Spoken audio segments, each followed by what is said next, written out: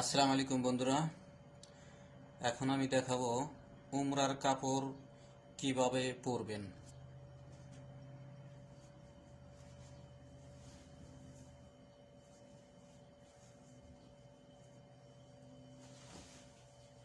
এই যে কাপড়টা অনেক বড় আছে, আপনার যে ক্যাপকুল আছে এই পর্যন্ত উঠিয়ে ফেলাবেন। উঠিয়ে এই যে দেখেন, এই যে ক্যাপকুলে ঢুকাই দিলাম। ব্যাস, আমার এক পেঁচ হয়ে গেল।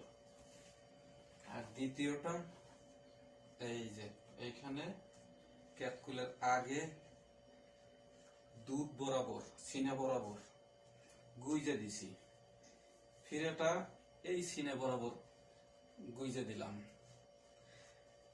এখন বাকি রয়েছে এটুক, এইটা আবার এই সিনে বরাবর গুইজে দিলাম।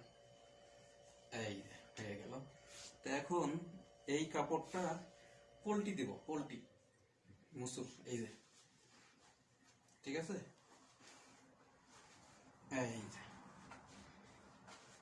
আবার এই এই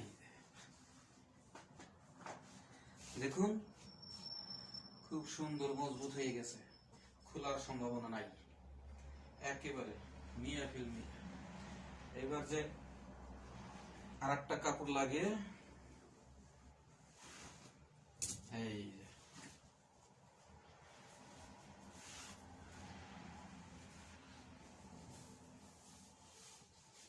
এই হয়ে গেল উমরার কাপড় পরা।